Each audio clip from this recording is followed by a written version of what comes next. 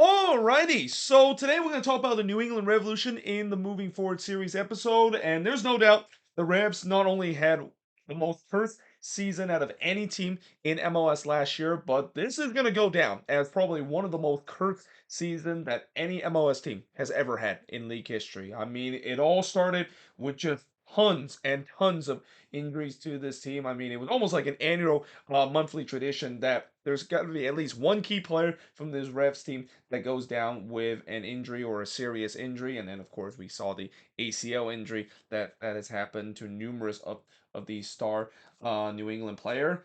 And then, of course, you have the Bruce Arena saga, and alongside with his assistant Richie Williams, that to this day we still don't know what exactly happened in that situation that led to him officially resign from this team, and the same goes for Richie Williams. And remember how I said in the News of the Week episode that Bruce Arena has been reinstated? Well, it turns out that that actually is not the case. I got a report yesterday that he's actually not fully reinstated by MLS, and that is kind of the reason why he hasn't been getting any coaching offer by these MLS teams that are still looking for their head coach heading into the 2024 season. But yeah, that scandal, to this day we still don't know what happened, and we'll probably never know what will happen in that situation. And that it feels like heading into this season, there's no doubt that I think this team can get themselves back on track, but they're definitely in a stage where they're moving on after a disastrous season that they had last year. Now, in terms of this disastrous season, I mean, when you look at the record, it's not that disastrous on paper. 15-10 and 9, which is good for 55 points. And they actually scored 58 goals, which is a lot of goals in the Eastern Conference, one of the top team in terms of goal scoring. And they allow 46 goals, which is also not bad in terms of the goal out mark, although that number really climbed up after Georgi Petrovic made his transfer to Chelsea in the summer transfer window. And by the way, he's now actually starting regularly for Chelsea now, which is kind of interesting to see that he's getting some regular minutes. Consider I didn't think that he was going to have a chance to get regular minutes, except maybe during the Carabao Cup or even in the FA Cup. But in terms of goal differential, they had plus 12, and again, it's not really bad. If you think of how this season goes along, but again, with this team that has high expectation, it's clearly not enough, and especially finish fifth in the Eastern Conference, which on paper looks good, but when they were heading into the playoffs, dead man walking because of the collapse that they had near the end of the season because of the off the field situation kind of took a toll on them. It's no surprise that they got eliminated by the Philadelphia Union in the first round.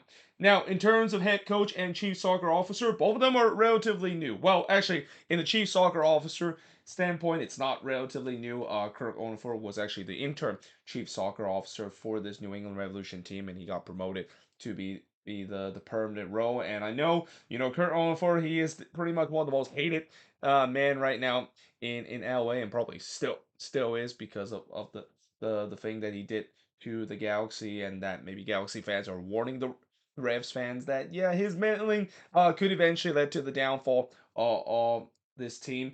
But in terms of the head coach, it's Caleb Porter.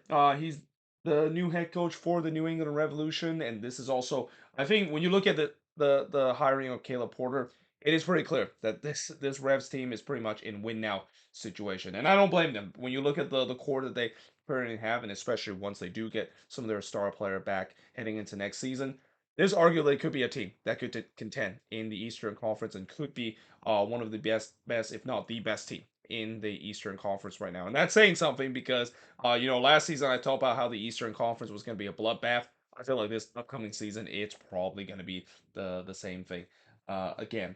Now, in terms of top goal scorer, unsurprisingly, it's Carlos Hill with 11 goals, followed by Gustavo Bo with 7 goals, and Bobby Witt with 7 goals. And then you got Thomas Shankaline with 6 goals, followed by Veroni with 6 goals. Top assist leader, unsurprisingly, it's Carlos Hill with 15 assists, followed by Dewan Jones with 7 assists, Bobby Wood with 5 assists, Gustavo Bo with 4 assists, and Emil Boateng with 3 assists. By the way, both Bobby Wood and Gustavo Bo, I believe they're no longer with this New England Revolution team. And this was kind of a big debate that the Revs had throughout the offseason is that are they going to keep Gustavo Bo or are they going to let him go and maybe keep keep Veroni, and as I mentioned in just a bit, it seems like they definitely chose the latter option. Now, when you look at the last five seasons for the Revs, as I mentioned last season, that cursed season, they finished with 15-10-9 record, and finished with 55 points, which is good for fifth. But you can argue in 2022 it was kind of a cursed season too for them, where this was a team that had high expectation of making it back to the playoffs, but then the CONCACAF Champions League happened, and we talk about how CCL has always been a competition that can really do damage to teams in terms of their regular season, especially when you have a New England Revolution team that was taking the competition very seriously. But then, of course, we saw the collapse that they had against Pumas in the second leg, and as a result, that pretty much kind of tampered throughout the season, where they never got going and miss out on the playoffs. But prior to that, they had the best record in the league, and actually not just the best record in the league, but the best regular season any MLS team has ever had to this day, finishing in first with a 22-7-5 record and finished with 73 points, which again, to this day, that is still the highest points total that any team has ever got in a regular season. Now, in 2020, they finished with an eighth place finish in the COVID shortened season and finished with 8-8-7 and finished with 32 points. But that was also the year that they made it all the way to the Eastern Conference final, and to this day, that is still the closest that they have gone under this current core that they built themselves just a couple of years ago. And then in 2019, that was kind of really the beginning of this new core that the Revs had, with them finishing seventh place with an 11-12-11 record and finish with 45 points. Now, in terms of average attendance, 23,940, which is good for eighth in the league. And, Revs attendance have always been kind of hit and miss. There's time where New England put in some good number, and then there's times where, especially these midweek games, you can see a ton of empty seats at Gillette Stadium, and it makes sense because I think, as I mentioned many times before with New England, if there is a team that needs to have a soccer specific stadium, and especially after NYCFC finally were able to get through the hurdle of getting a soccer specific stadium, there's really no excuse for this New England Revolution team, and especially with the Kraft family that currently owns this team, and specifically Robert Kraft, to really make any excuses of them not having a soccer specific stadium. And there has already been planned that they're gonna potentially build one relatively soon. I mean, we have heard numerous report that it feels like they're gonna build it in the Everett, Massachusetts site.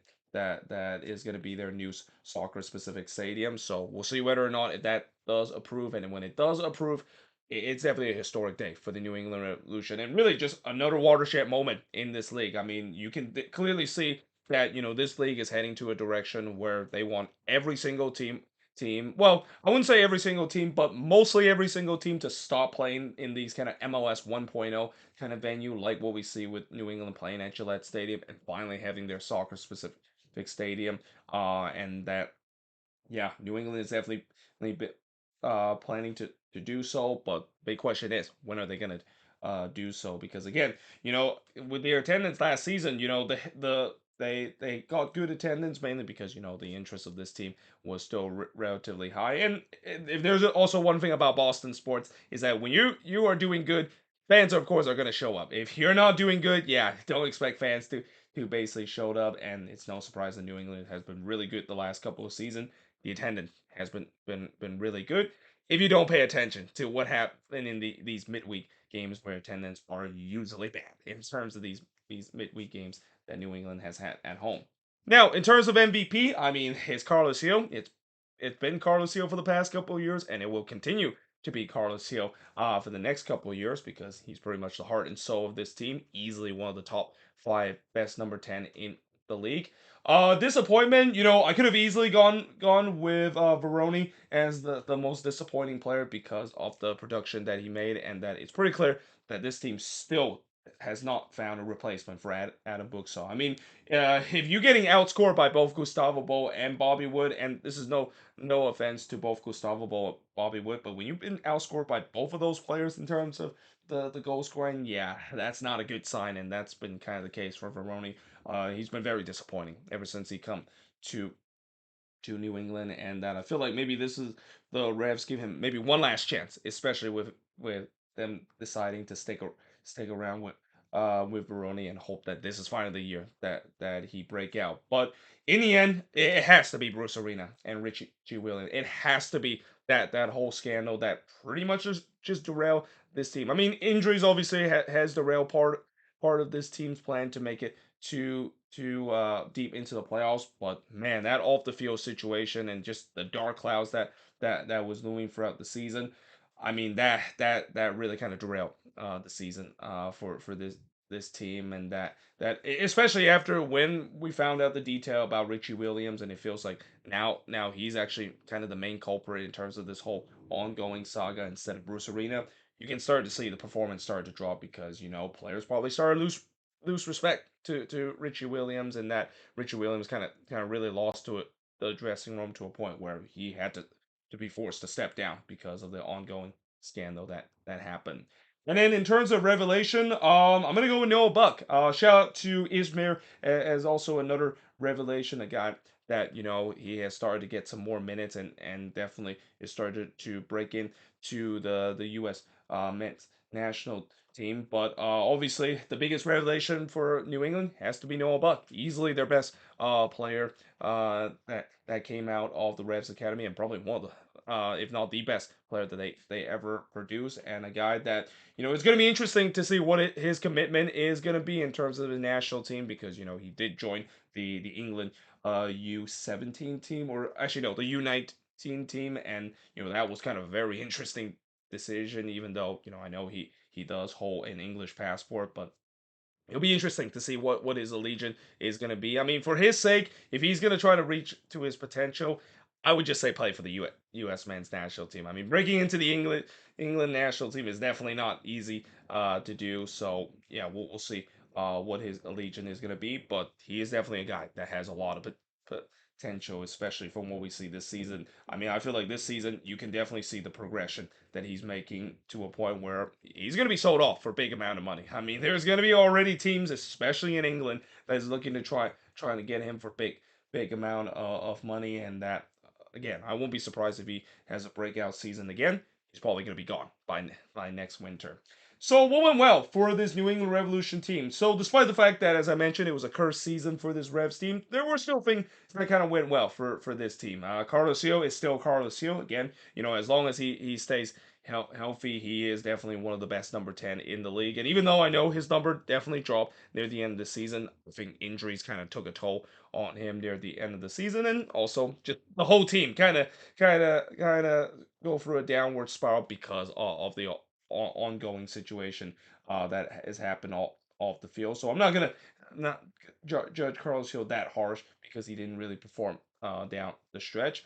And then Thomas Shankali came out of nowhere to be a quality player. And again, if there's any players that during that dark period that this New England team has had last season, it's got to be Thomas Shankali, guy that again they bought in the summer transfer window. There was not really too much expectation of how he was going to do, and then eventually he did break into the starting 11 because the guys were dropping down like flies for this team because of injuries, and he took that starting role and he never looked back. I mean, he turns out to be an absolute quality player to a point where it feels like every single game he's scoring golazo. Like there was a stretch where he was scoring golazo every single game, and even when he wasn't scoring golazo, some of those long range effort just hits balls. I mean, he's probably the best long range goal scorer and we have seen in the league. Probably even right up there in terms of what Thiago Almada can do on the free kick, which is also kind of makes me wonder, when they do free kicks, give it to Thomas Shankar. He's a guy that can hit it from long range. You got to give him the chances to be your free kick taker. But nevertheless, a guy that again just came out of nowhere to be a quality player.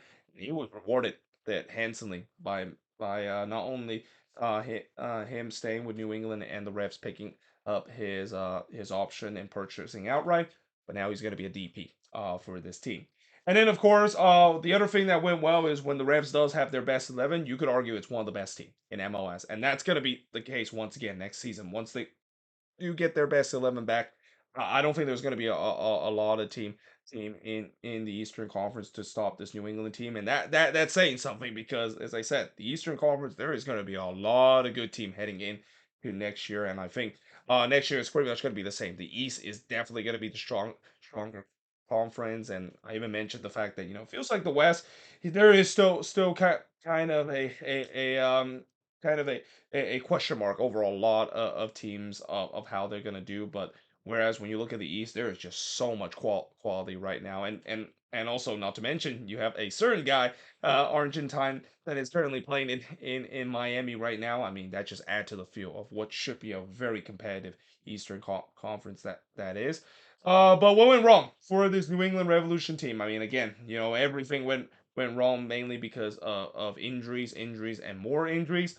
The Bruce Arena saga was definitely ugly, and as I mentioned, we unfortunately it's probably not going to end in a happy ending, and that we still don't even know what exactly happened to this day, and we'll probably will never know what exactly happened in that situation. And then, of course, the off the field situation, it eventually took a toll on its team after the League Cup break. I mean, when you have a team that basically stopped training and have to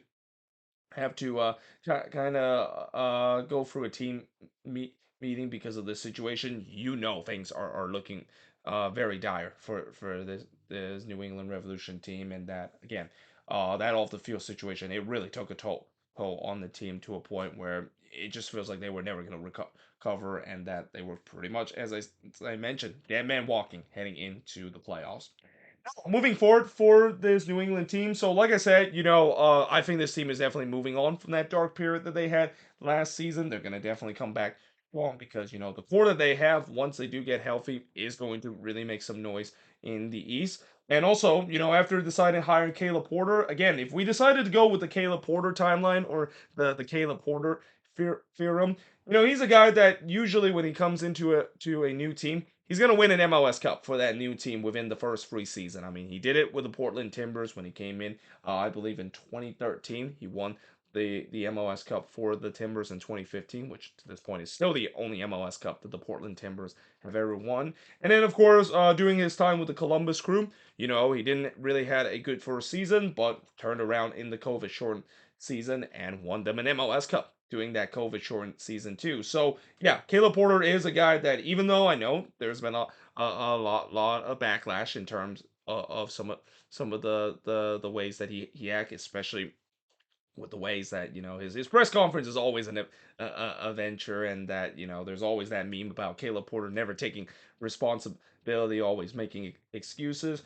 I will say that he's still a really good head coach in MLS, and especially in a short term kind of way, and that this is a team that is desperate to try to win an MLS Cup. I mean, this team has been chasing for that MLS Cup for the past couple of years, especially with the current core that they have, and they're really hoping Caleb Porter will work that magic again. Because again, if you go with the Caleb Porter timeline and go with how he's been a success, every team so far he's been in the short term run, this team should be able to live MLS Cup within the first three seasons that he's taking charge of this team. And I also won't be surprised he might be gone with this team in a couple of years, because Caleb Porter is a guy that doesn't really stay long term with a team, especially when things kind of go down south, just like what we saw with the Timbers after they won MLS Cup the following season, miss out on the playoffs, and especially during his time with the Columbus Crew, and the fact that they pretty much fall apart in his final season, especially in the latter stage of the game.